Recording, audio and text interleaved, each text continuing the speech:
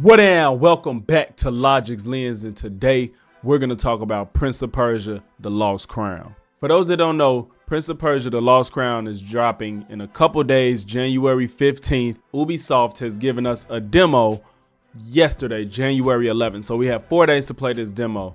I just want to start off by saying I love the fact that more and more studios are giving us demos for these games. It's the best way to promote your game. It's the best way for people to know if they want to buy your game. Now, although 4 days isn't the greatest amount of time to play a demo, it's still just enough time to make your final decision, especially for those that was on the fence about it. Now, you guys know I just recently made a video of Shank 2, kind of just going back to the whole side scroll beat 'em up style games, just playing one just to see, just to get ready for this.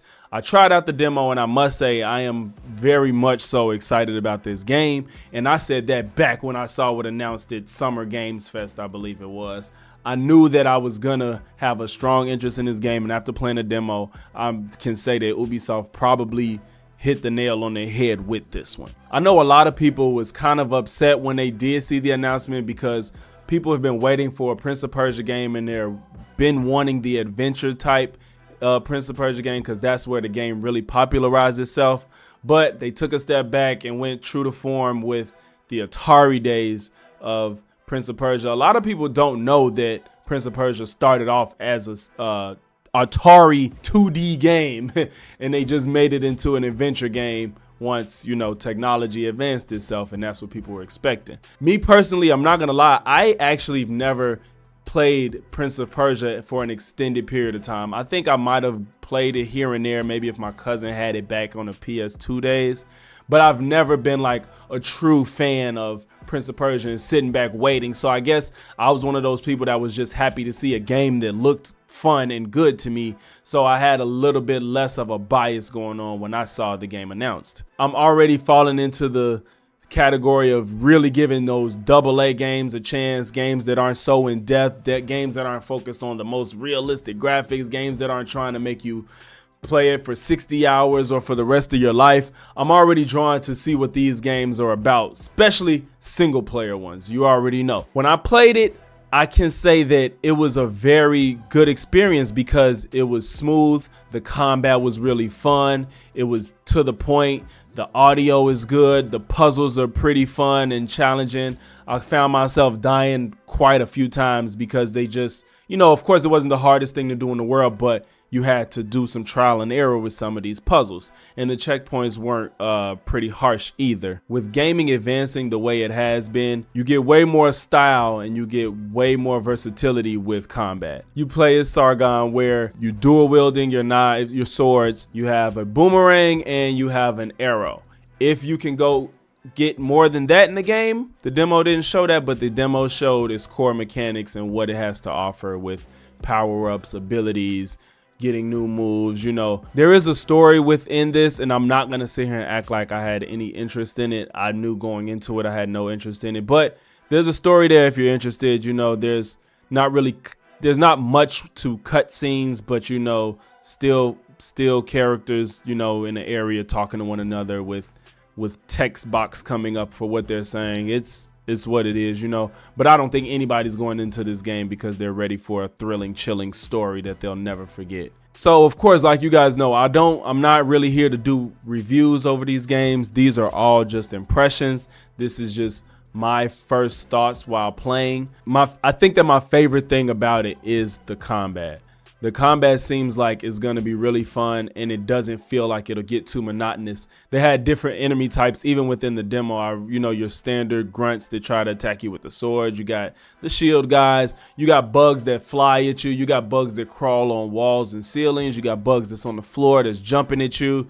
You got kind of your medium tanky guys where it takes a lot more to whittle them down, but they heavily try to damage you. And you got your dodge, and you can dodge and you can parry. And I had one time where I hit this parry that triggered a special move. It wasn't even anything that I knew could happen, and it wasn't my special that I executed. It was a special from, I guess, maybe this enemy type where the parry timed it perfectly, and you got this cool little effect move where you took them out or whatnot. And also, let's not forget the most important thing this game is only $50. For some, that still may be too much for the type of game it is. I don't know how long it will take to complete this game. I don't know the runtime or the estimated runtime. Probably about, I would argue, maybe 20 hours tops.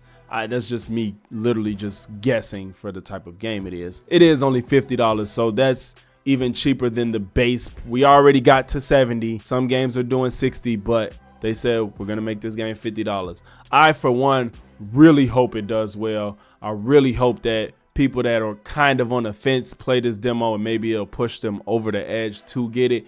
I want to see games like this thrive and make sure they do well, because we got games like Guardians of the Galaxy, which was so great, which is also now free in the Epic Games Store for those on PC. It was a great game and people had their taste soured because of what the Avengers did with Crystal Dynamics making both of these games. People were burned by the Avengers, so they said, you know what, this Guardian shit probably not going to be good either, because look what they did to the Avengers. So I know Ubisoft is Ubisoft. You're going to get the Ubisoft experience most of the time, you know, and people are burnt out by that, but this is out of their norm. It's not the 60-hour grind fetch quest that Ubisoft is known to do. It's a 2D platform adventure game. I keep saying 2D when it's really side scroller. I just always put those two together. Sorry. But yeah, this game definitely looks like it's shaping out to be something special in 2024. If all technical issues are non-present, I don't see any reason this game shouldn't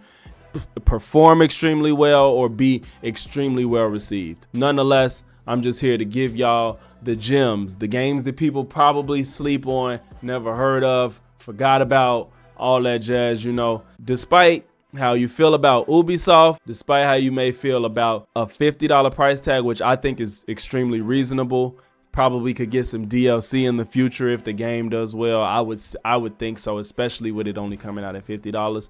Who knows? Maybe they'll incorporate some co-op in it. You never know. It's not out of the realm of possibility, if you ask me. I think that if you have not played this demo, go out, try it, see how you feel, and if you were on the fence and that pushes you over, get it day one so they can perform the way they should. Thanks for tuning in to Logix Lens, where the gamers win, and I'm out.